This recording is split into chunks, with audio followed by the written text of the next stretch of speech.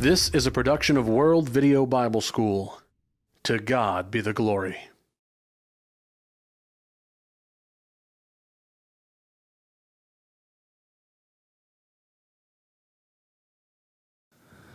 We are making our way through the Sermon on the Mount, Matthew chapters 5 through 7. Today we're going to be looking at chapter 6, verses 19 through 24, which we will read momentarily.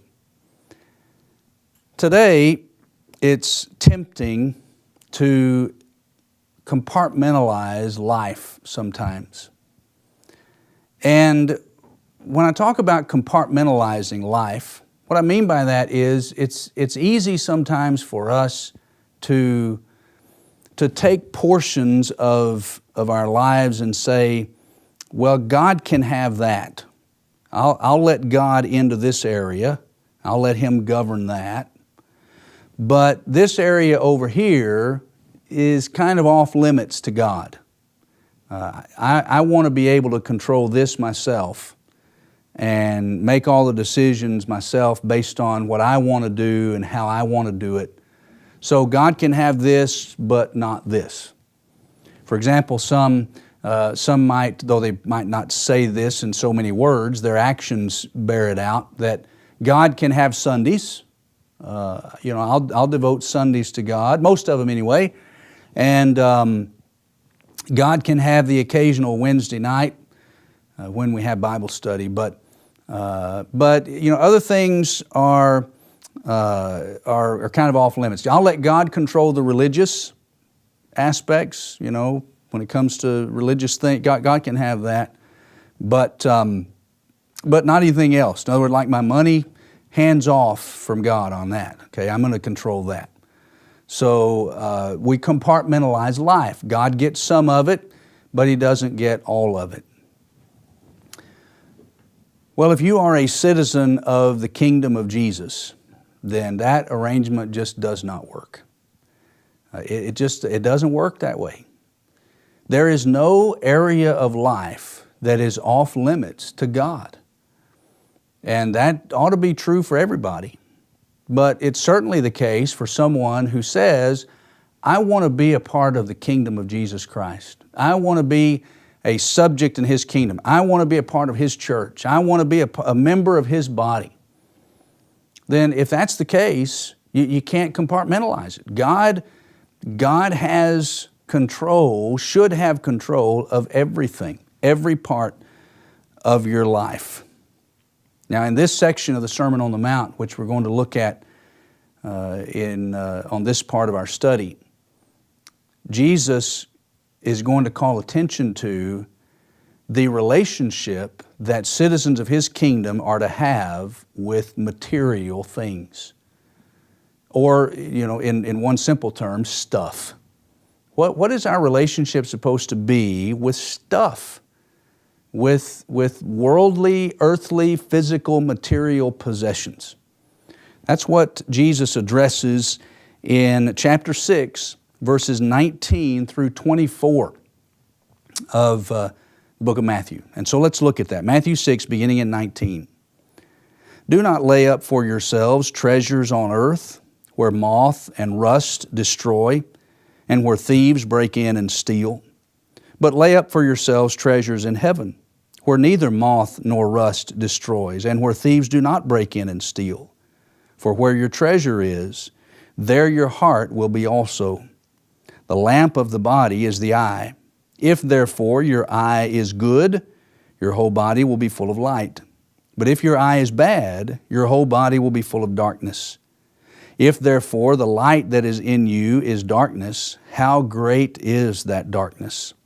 No one can serve two masters, for either he will hate the one and love the other, or else he will be loyal to the one and despise the other. You cannot serve God and mammon. So Jesus begins by instructing them that they, and by they I mean they that want to be a part of His kingdom, so that would include you and I would suppose, that we cannot or should not amass for ourselves treasures on earth. And he says it in just those exact words. Do not lay up for yourselves treasures on earth. Well, what did he mean by that? And what didn't he mean by that? Well, first of all, he doesn't mean that it's wrong for us to own things that moths could eat.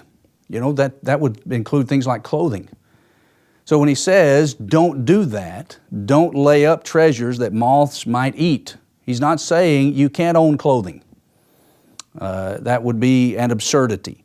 It's not wrong for us to have in our possession things that rust might destroy. Tools, jewelry, cars, things like that. It's not sinful to have those in our possession. It's not wrong for us to have in our possession things that thieves might steal from us. Now that would include practically anything. So when Jesus says, don't lay up for yourselves treasures on earth that have those characteristics, then it would be an absurdity to take that as a blanket statement that says you cannot have as part of your possessions anything that somebody else might steal from you. If that's the point, then it reduces down to an absurdity. That can't be what Jesus has in mind. What he's doing is issuing a warning against allowing those kinds of things, the temporal, the perishable thing, to so demand our time, our effort, our energy, that they become our masters, that they become our real treasures, those things that become more important to us than things eternal. That's really the problem, is that many were so consumed with amassing for themselves material things that the old phrase is, your possessions possess you. And that's what people had allowed to happen, and people today allow to happen. That those material things have become the most important thing to them. It's what they're passionate about. It's what their heart is wrapped up in. And so those things have become not blessings to be used to the glory of God, but they become treasures. They become to us that which is most valuable and most important. And so Jesus says, don't store up things like that. Don't allow material possessions to become that important to you that you view them as indispensable treasures. Instead, he says, store up for yourselves treasures in heaven. Now, what does that even mean? How do you do that? Think about the terminology. Store up for yourselves treasures in heaven. How am I going to do that? How could I take something material and instead of keeping it in an arena down here where a thief could steal it, how am I going to get something valuable up there to the dwelling place of God where it can be kept in safety and security? So when he says, store up treasures in heaven, what does he mean by that? Well, I think there are a couple of passages in the New Testament that help us to see that. We can make deposits in heaven by following the instruction of these passages. One's in Matthew chapter 19 and verse 21. Matthew 19, verse 21. Jesus said to him, this is Jesus speaking to the rich young ruler, and just to get some context in there, this was a young man that came to Jesus wanting to know what he needed to do to inherit eternal life. And Jesus told him, well, keep the commandments. And he even listed some of them. Don't murder, don't commit adultery, and so forth. Well, the young man said, well, I've done that even since I was a boy, from my youth up. Now, what else do I need to do? And here's what Jesus said, verse 21, Matthew 19. If you want to be perfect, go, sell what you have and give to the poor, and you will have treasure in heaven, and come follow me. So kind of file that away. Jesus said to this man, if you would go and sell what you have and give it to the poor, you'll have treasure in heaven. Compare that with what Paul wrote to Timothy in 1 Timothy chapter 6, verses 18 and 19. 1 Timothy 6, 18 and 19. Let them, and the them in the context there are those who are materially wealthy, which he mentioned in the previous verses. Those that are rich. He says, don't, command them not to be haughty and to trust in their riches. But instead, verse 18, let them do good, that they be rich in good works, ready to give, willing to share, storing up for themselves a good foundation for the time to come, that they may lay hold on eternal life. That they might store up, notice it, storing up for themselves an eternal foundation for the time to come. So when you compare those passages, what you see is that to lay up treasures in heaven is not some physical transaction that you do where your valuables are somehow sent to the dwelling place of God. But to lay up treasures in heaven involves being willing to part with some of our abundance to give it to someone who lacks it, someone who is in genuine need, to sacrifice for the benefit of others, to be rich in good works.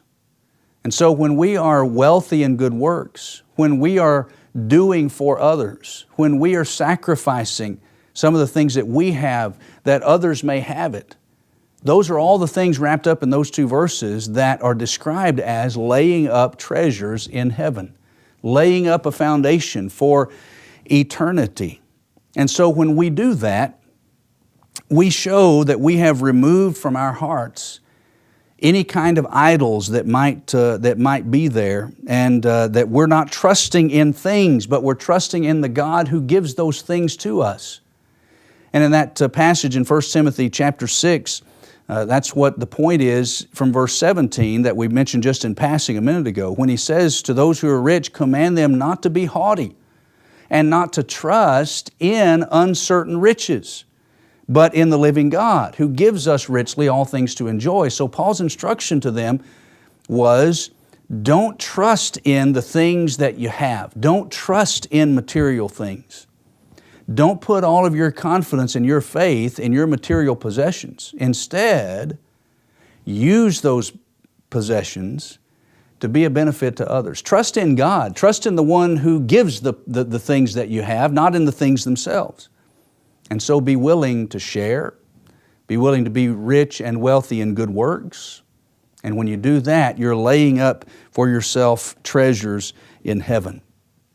When we use the things that God has blessed us with for the good of others and for His glory, whether it be our time is a gift from God.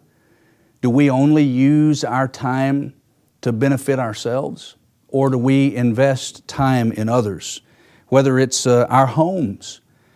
Do we use our homes for the good of others or only for ourselves? Our cars, our cash, the many things materially that God has placed within our care, how are we using those things? If we are using them for the good of others and for the glory of God, we are, by so doing, laying up for ourselves treasures in heaven. But when the importance of my stuff is only determined by its relationship to me and how it can benefit me, then I've missed it. Those treasures then lose their connection to heaven when those possessions are only viewed in their relationship to how they can benefit me personally. Now that's a tough lesson. It's one that ought to cause us to look deep within ourselves and see what our relationship to our stuff really is. How am I using it? Am I using it for the benefit of others and to the glory of God, or am I only using it for me? So that's what he means when he says, don't lay up treasures on earth, lay up treasures in heaven. Now here's the principle. In verse 21, if you go back to Matthew 6 and you see verse 21, he says, for where your treasure is, there will your heart be also. The reason why we need to understand this whole treasure business and where our treasures are is because where our treasures are, is also going to be the location of our hearts. Our hearts, our affections, our passions, our thoughts, our emotions, our souls. Those things are going to be wrapped up in the things that we value the most. Think about that. The things that we value the most are the things that will possess our hearts, our passions, our souls. Whatever it is that we treasure the most is what's going to own us. Think about it in terms of this example. When you think about your eyes and where your eyes are focused, we tend, the rest of our body tends to gravitate toward what we focus our eyes on. So what we are focusing attention to is where the rest of us goes. The classic example of that principle that I remember was back when I was a teenager and was first learning to drive. And I can remember that when I was learning, back then they said, put your hands at 10 and 2 on the steering wheel. I've heard recently that they've changed that. But that's what I was taught, 10 and 2. So you got your hands there on the steering wheel, and I can remember that I was taught when you change lanes, you need to always check your blind spot. And so I would want to do that, right? I'm trying to learn, I'm trying to do it right, and so I've got my hands on the wheel, and I'm driving along, and I would go to check my blind spot, and here's what would happen early on when I was first learning the process. I'd go to check my blind spot, and I would do that. My hands would want to go in the direction of where I was looking, and so I'd start changing lanes before I even knew what was in my blind spot. Okay, that tends to be what we do. Where our eyes go, the rest of us want to go. What we focus on is what gets ultimately the involvement of the rest of us. We gravitate toward what we stare at. And when it comes to our possessions, the rest of us, all of us, will tend to focus and gravitate toward whatever it is that our hearts truly value. Your heart is going to move toward what is valuable to you. Whatever owns our hearts is going to determine our eternal destinies. And that's why it's important for us to recognize that principle and be able to assess our situation and figure out what is it that owns my heart. Is it something material? Is it something earthbound and mundane? Or does God own my heart? Now there's an illustration in verses 22 and 23 that Jesus used, 22 through 24. And so Jesus is going to try to illustrate the point that He's making, and He brings up the eye. And He says, the lamp of the body is the eye. And if your eye's good, then your whole body will be full of light. See, our eyes process light. And through that amazing process that God created as a part of us, our eyes are able to process light and images and send signals to our brain which interpret those images, and ultimately it comes out as it ends up in our being able to see, to recognize what's in front of our eyes. Well, if our eyes are healthy, if they are good, then we can see clearly the world around us. But if our eyes are not healthy, then we don't. We don't see clearly. Things perhaps become blurry, or maybe they become dark. Maybe the light just doesn't get in. And so just like our eyes process things that way, when we have an unhealthy connection to earthbound treasures, it causes us to not be able to see clearly.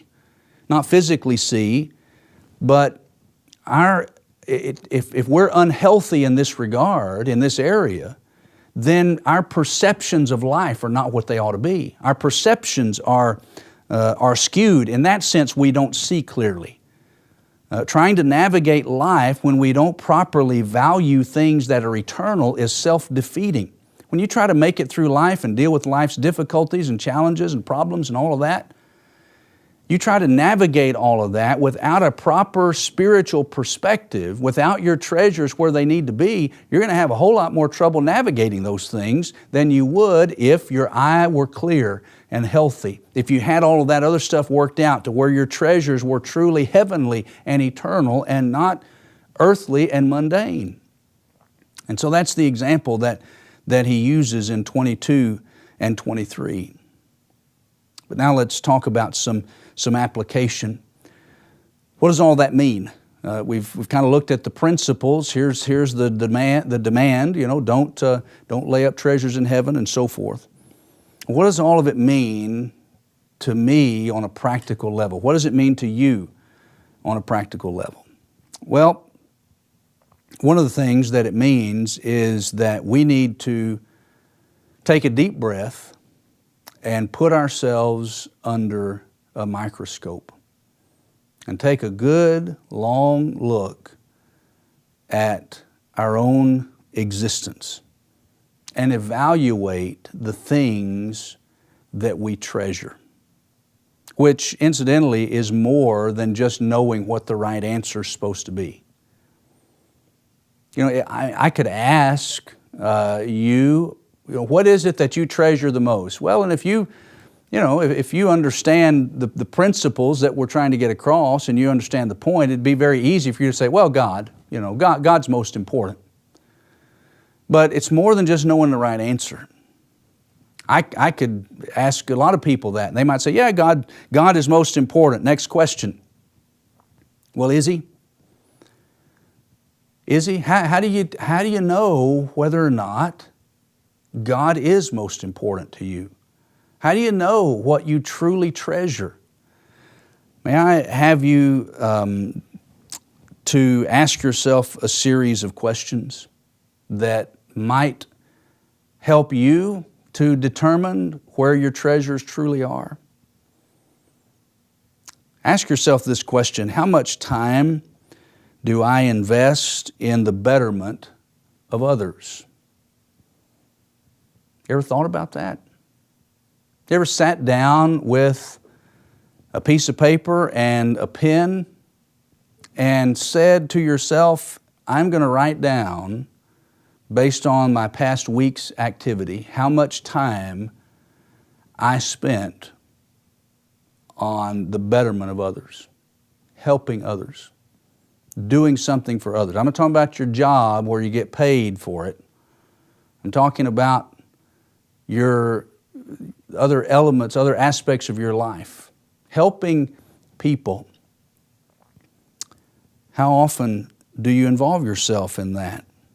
Ask yourself, am I rich and wealthy in good works?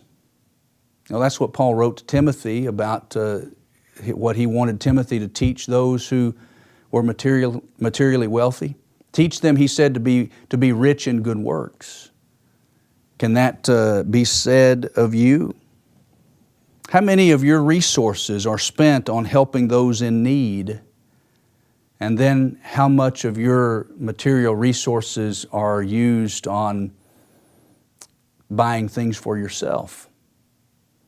Now, please, don't misunderstand. It's not wrong to purchase things for ourselves.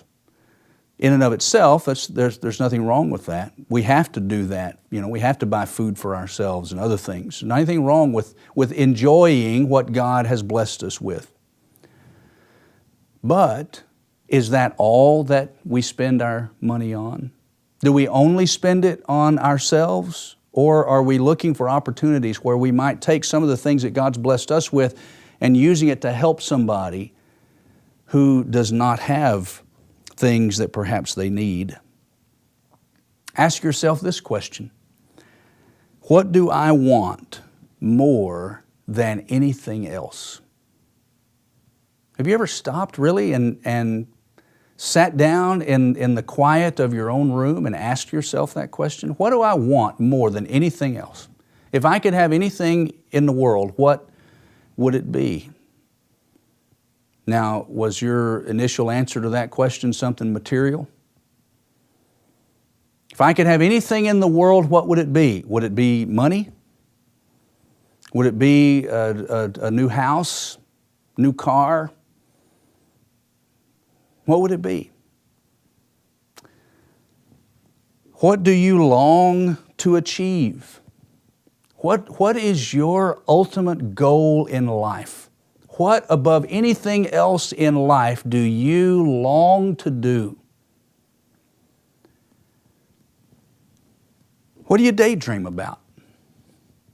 When you're just sitting back and you're thinking about your life and what it is in your what could make your life the best that it could possibly be. What do you daydream about and wish for?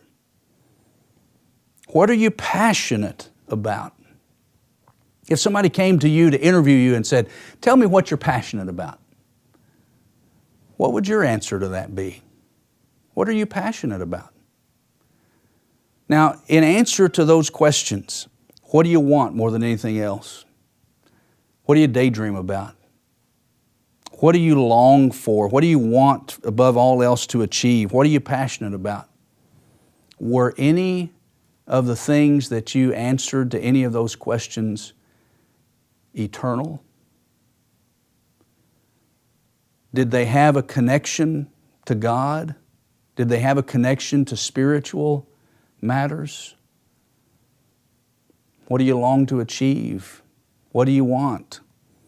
See, when we answer those questions and answer them honestly, that will take us a long way in helping us to determine who is our real master.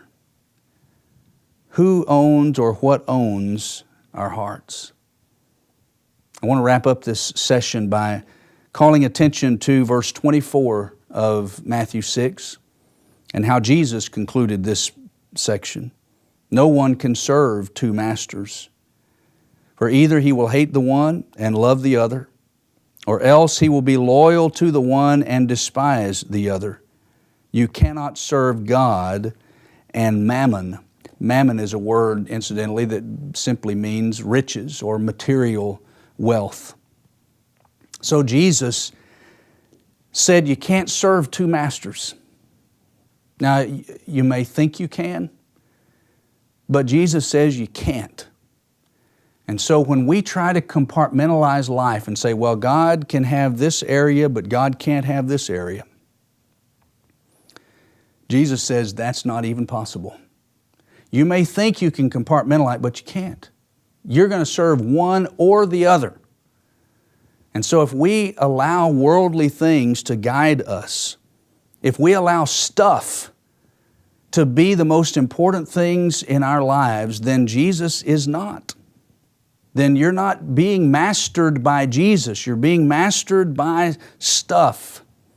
So who owns your heart? What owns your heart? Who has your passion? Are you passionate about Jesus, or are you just passionate about stuff? You want to be a citizen of His kingdom, then you can't serve two masters. Serve Him and serve Him only.